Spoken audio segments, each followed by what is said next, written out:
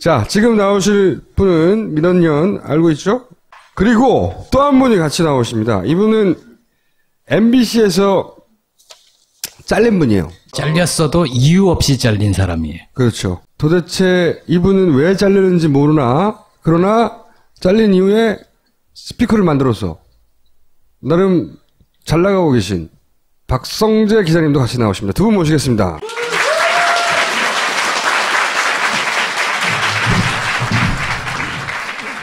박성재 기자님이 아니지, 전 기자님. 네.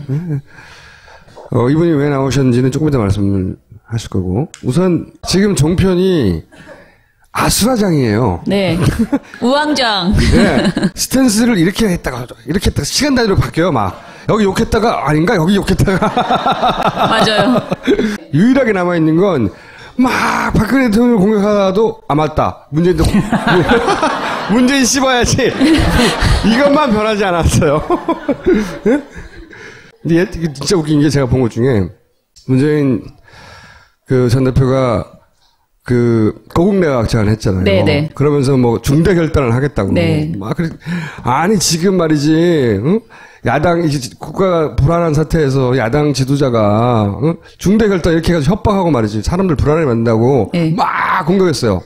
조금 있다가 안철수 전 대표가 하야하라. 해버린 거예요.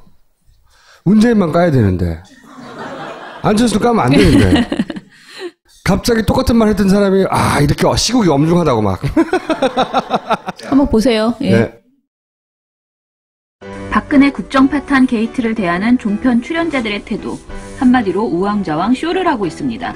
먼저 민영상 교수, 이영작 교수 두 분의 3단 변신을 보시죠. 정말 충격입니다. 사실이 아니기를 바랍니다. 제가 대통령이라도 신뢰할 수밖에 없죠. 대한민국에 들어와서 죽어야죠.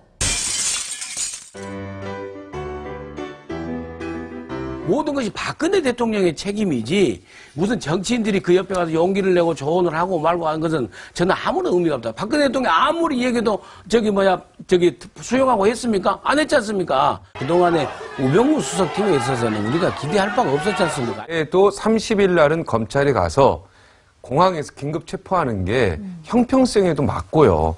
공정성에도 맞죠. 그때까지는 어떻게 보면 우병우 검찰 아니었습니까? 네. 그러니까 최재경 검찰이었으면 갔을지도 모르죠. 민영삼 교수의 3단 변신의 끝은 최재경 신임 민정수석에 대한 찬양이었네요. 민망합니다. 이영작 교수는 언제는 하야하라더니 이젠 또 박 대통령의 어리석음은 죄가 아니라네요.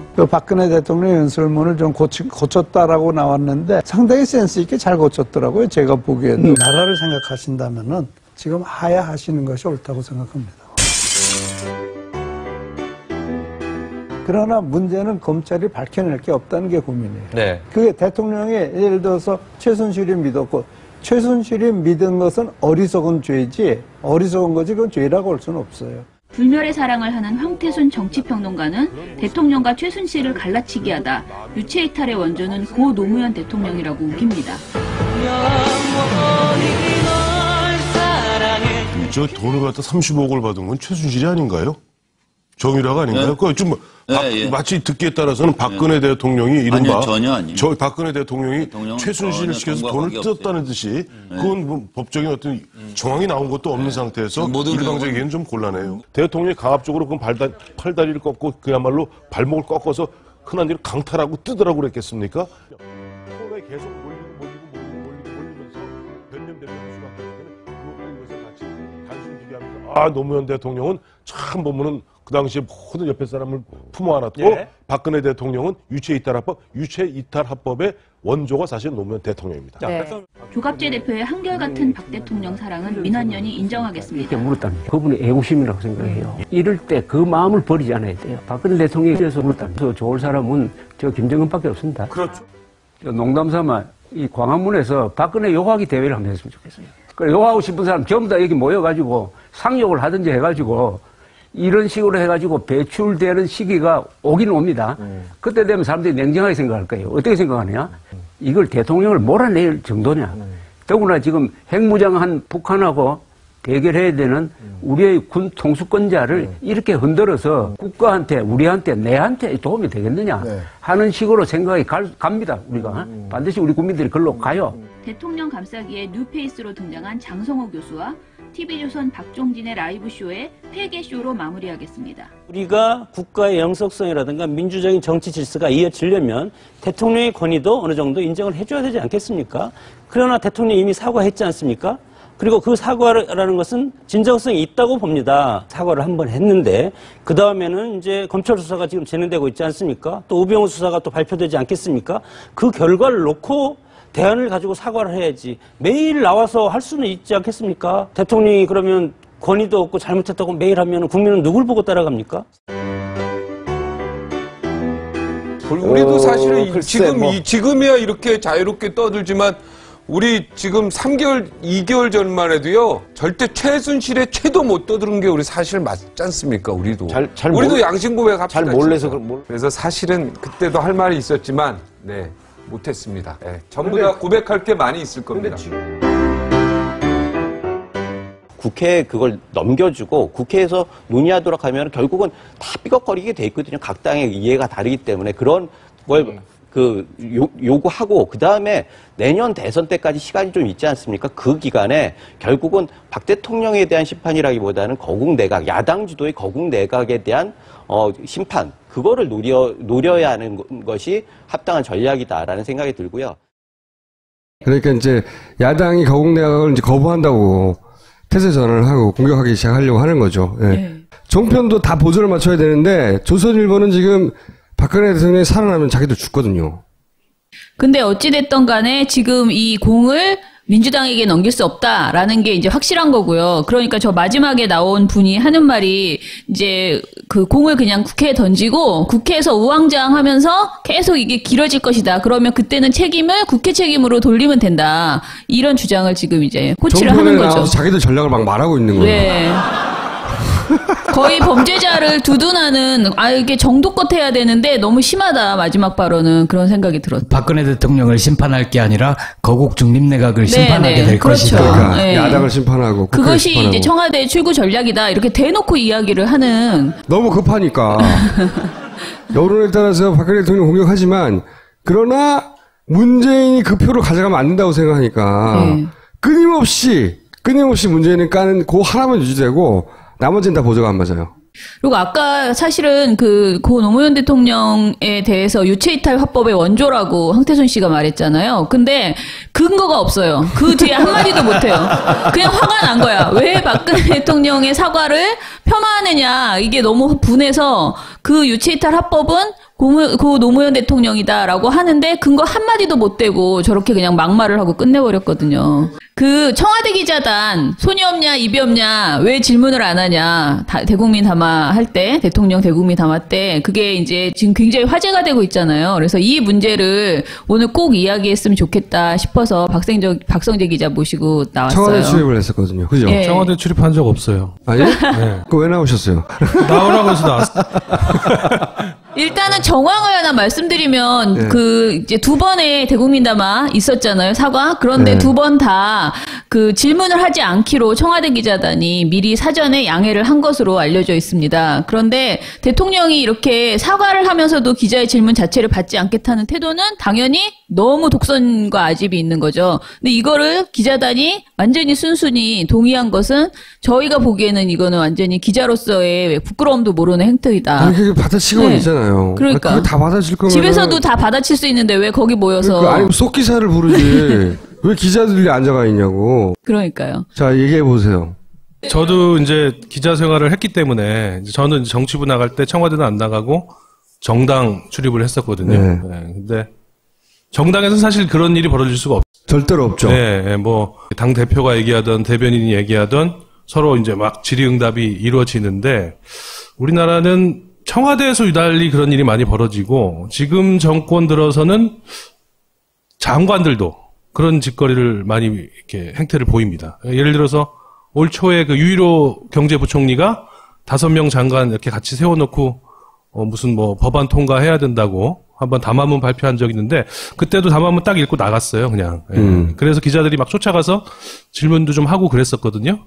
근데 이번에 보니까 제 후배들이 많이 있을 텐데 그 청와대 기자들 중에서 아무도 질문을 못 던지더라고요. 그래서 저도 보면서 생방송 보면서 좀 안타깝고 이거 저거 욕먹을 텐데 나중에 이런 생각이 들더라고요. 질문을 못 던지는 수준이 아니고 대통령이 이렇게 내려올 때 이렇게 가까이 왔잖아요. 끝나고 나서 움찔움찔하고 그렇죠. 이렇게 이거 어떻게 해야 되나 불편해하는 그런 최순실한테 혼날까 모르는 거 아니에요? 나중에?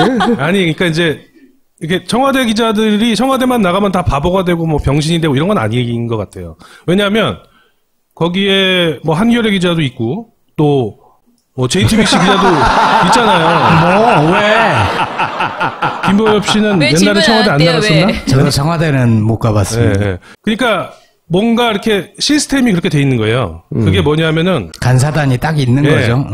그 미국에도 그런 게 있대요. 그러니까 이제 영어로 하면은 팩 저널리즘이라고 그래가지고 저 공부를 좀 하고 왔습니다. 그래서 PACK. 예.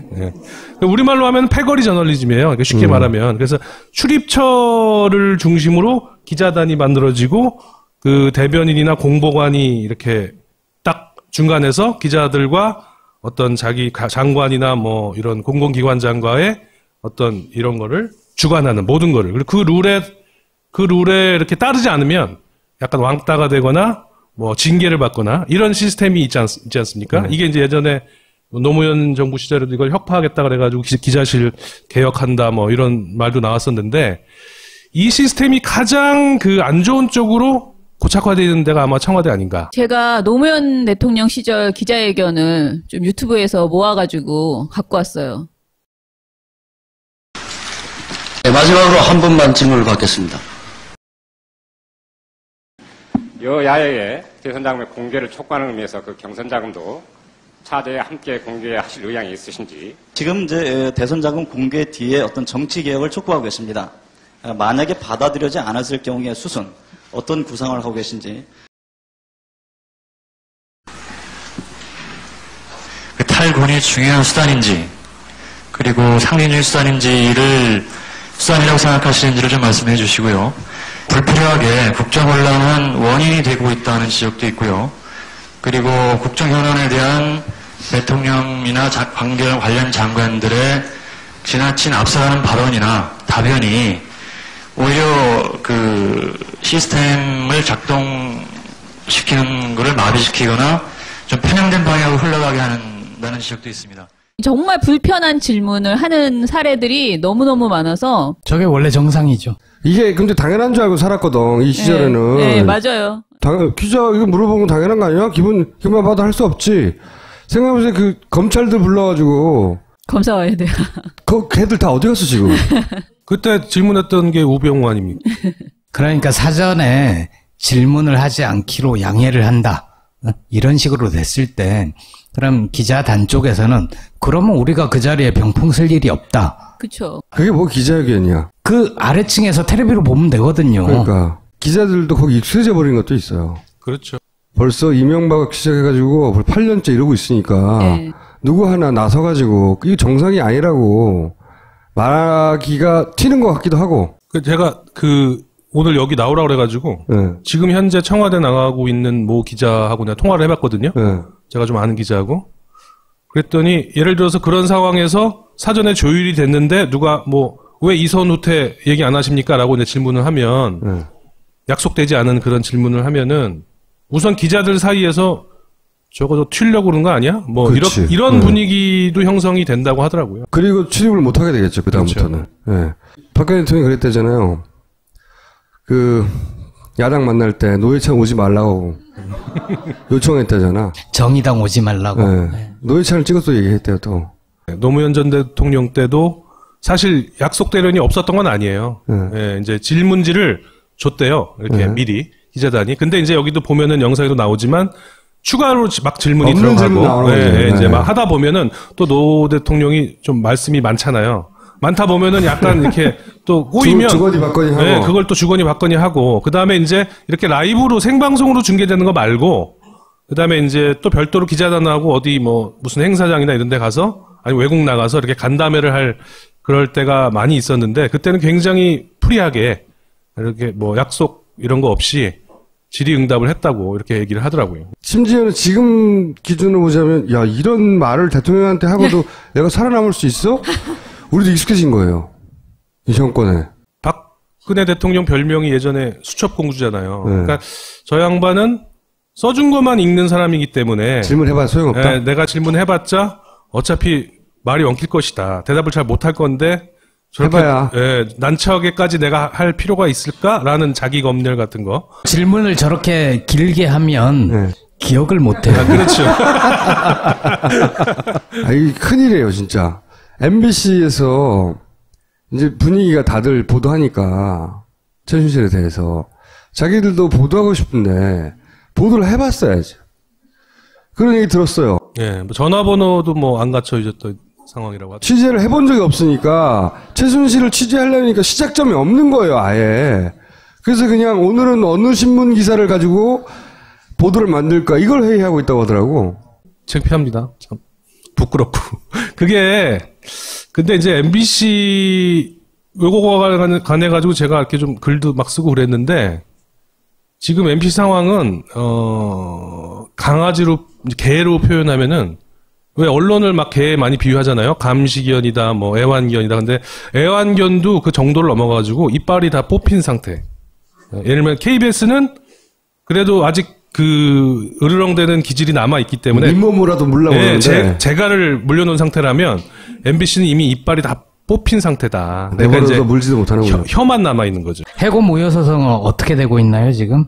복직은 될 것 같아요. 제 대법원 남았는데 1심, 2심 100% 승소했습니다. 그러니까 큰 이빨이 하나 다시 들어가는 거 아니에요? 글쎄요, 뭐 들어가가지고 제가 역할을 할 수 있을지는 잘 모르겠습니다. 다들 기자를 하실 거라고는 기대 안 하시는 것 같은데. 나왔던 이상호 씨도 들어갔는데 이상한 부서 막 헤매다가 정직 6개월 2번 연속으로 맞고 회사 관뒀죠 그냥. 계속 정직 주는 거 6개월씩. 저도 뭐 그렇게 될 가능성이 꽤 높죠.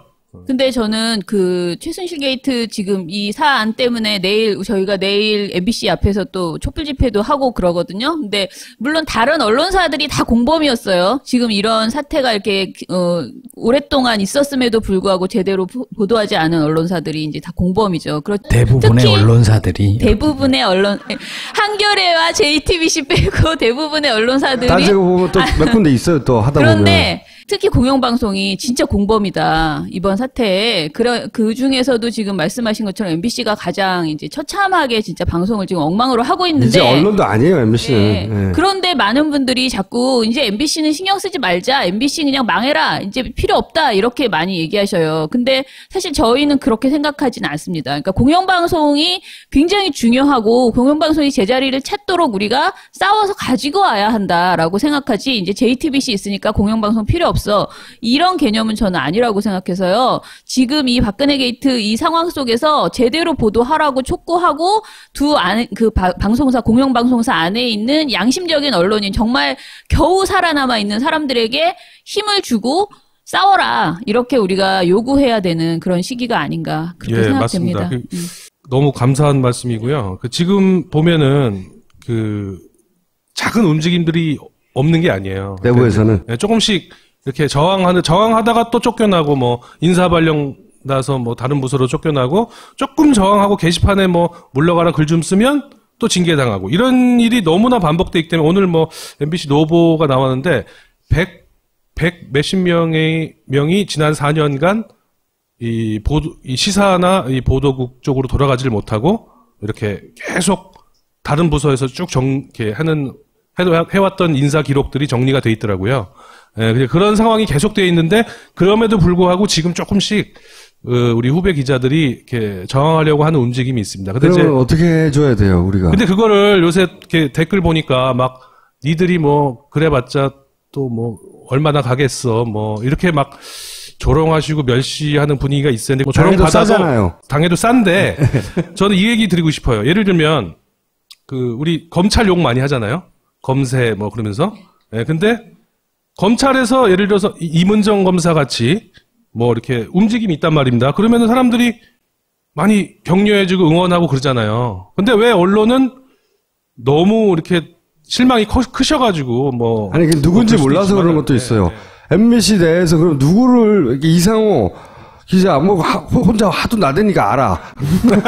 근데 MBC에 누구를 그러면 그 기자 빨리 다시 보도국으로 불러서 어떻게 해주라고 우리가 뭐 알아야 하죠. 그런 기자가 너무 많아요 지금. 그러면 그런 사람들의 명단을 좀 알려주세요. 그럴까요? 네. 그래서 예를 들어 사람들이 MBC 일단 욕한 다음에 이 사람들을 빨리 데리고 와 이렇게 그렇죠. 요구하게. 지금 JTBC 뉴스를 이끌고 있는 손석희 앵커 있잖아요. 그리고 조금 전에 여기 나왔던 이상호 기자. 그 다음에 얼마 전에 여기 출연했던 자백의 최승호 PD. 다 어디 사람입니까? 아, 예전에 MBC에 왔다 했죠. 그러니까 몇 년 전에 MBC는 그런 사람들이 곳곳에 포진되어 있는 막강한 방송사였어요. 그리고 그런 방송사였기 때문에 이명박 박근혜 정권이 MBC를 죽이려고 낙하산을 보내고 뭐 방문지 이사들을 막 뉴라이트 집어넣고 해가지고 몇 년 동안 파업한 애들 막 해고하고 뭐 징계하고 막 정직 때리고 뭐 쫓겨내고 막 이래가지고 지금 이 지경이 된 거거든요. 이빨을 하나씩 뽑아가지고.